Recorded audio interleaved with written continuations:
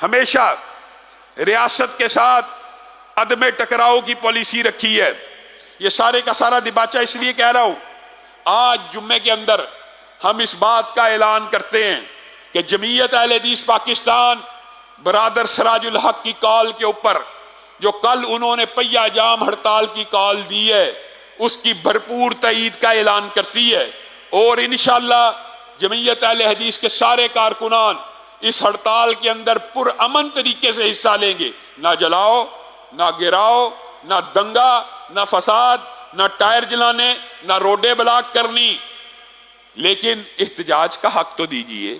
اگر آج میں آپ کو ایک بات بتلاتا ہوں، پچھلے جمعے بھی آپ کو کہا تھا نا کہ مجھے آتے وقت بعض لوگوں نے کہا لاما صاحب آپ اعلان کریں کہ ہم بجلی کے بل جلا دیں، ہم بجلی کے بل ادا نہیں کریں گے.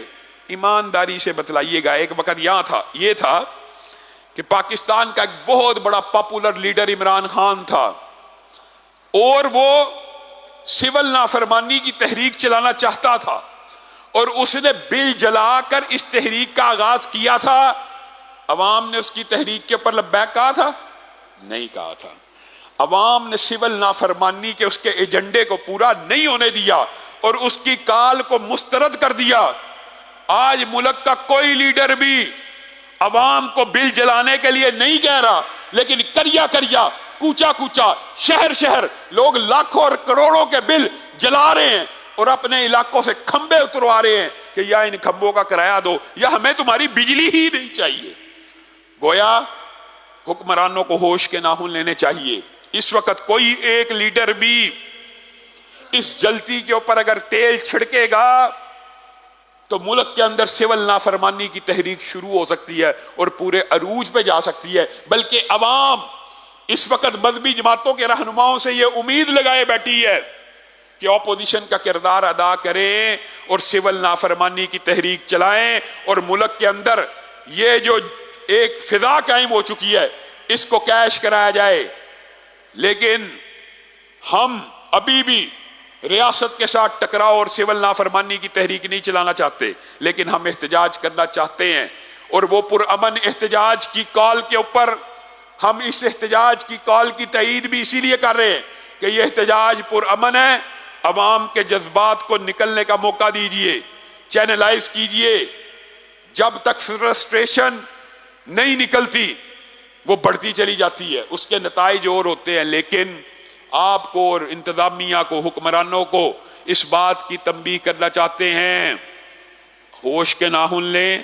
فی الفور آج کل کی ہڑتال سے قبل پٹرول کی قیمتوں میں کمی کی جائے، بجلی کی قیمتوں میں کمی کی جائے، ڈالر کی قیمتوں میں کمی کی جائے.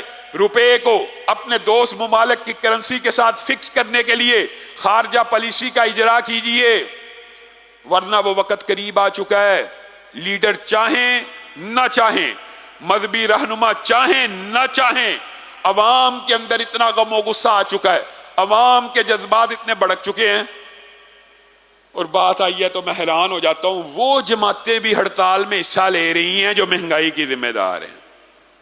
اعلان ہوا ہے نون لیگ بھی احتجاج کرے گی، پی ٹی آئی بھی احتجاج کرے گی، پیپل پارٹی بھی احتجاج کرے گی. لوگوں کو بے وقوف سمجھ لیا، لوگوں کی آنکھوں میں پردہ ہے. وہ پی ڈی ایم کی جماعتیں جن کو آج عوام اس مہنگائی کا حصے دار سمجھتی ہے، ذمہ دار نہیں تو حصے دار تو سمجھتی ہے نا، ہر پاکستانی عوام سمجھتی ہے. اس پی ڈی ایم کے اندر موجود بعض مذہبی جماعتوں نے بھی اس ہڑتال کی حمایت کا اعلان کر دیا. سبحان اللہ. آپ ذمہ دار ہیں، آپ ملزم ہیں. قاتل بھی مقتول کے ہمراہ جلوس نکال رہا ہے. آپ خود مہنگائی کے ذمہ دار ہیں اور آپ بھی ہڑتالوں کا اعلان کر رہے ہیں اور آپ بھی ہڑتالوں کی حمایت کر رہے ہیں. تو آپ سب ساتھیوں نے کل کی پہیہ جام ہڑتال کے حوالے سے بھی اپنی آواز کو بلند کرنا ہے، لیکن پرامن طریقے سے. کسی بھی جگہ نہ جلاؤ، نہ گراؤ، نہ ٹائر، نہ آگ، نہ دنگا، نہ فساد. اس طرح کا طرز عمل مجھے اور آپ کو اور پاکستان کی عوام کو زیب نہیں دیتا. آپ پرامن احتجاج کیجئے، ایک دن نہیں، 2 دن نہیں. روٹی ویسے ہی بند ہے. تاجر تو اب یہ کہہ رہے ہیں کہ کریں کیا، دکانیں کھول کے بھی روٹی نہیں ملنی تو دکانیں بند ہی کر دیں. عوام اب اس نہج پہ پہنچ چکی ہے. تو حکمرانوں کو اس حوالے سے ہر صورت اس مہنگائی کو کنٹرول کرنے کی پوری کوشش کرنی چاہیے اور ان قیمتوں کو کم کرنا چاہیے۔ اللہ رب العزت جو کہا گیا، جو سنا گیا، اس کے اوپر عمل پیرا ہونے کی توفیق عنایت فرمائے۔ آخر میں 2 اعلانات ہیں۔ جمعیت اہل حدیث پاکستان اللہ کے فضل و کرم سے سیلاب زدگان کے علاقوں میں بھرپور امدادی مہم چلا رہی ہے۔ ہر روز وہاں پہ کھانا فراہم کیا جا رہا ہے، کپڑے فراہم کیے جا رہے ہیں۔ اسی طرح مرکز کے باہر بھی کیمپ لگا ہے۔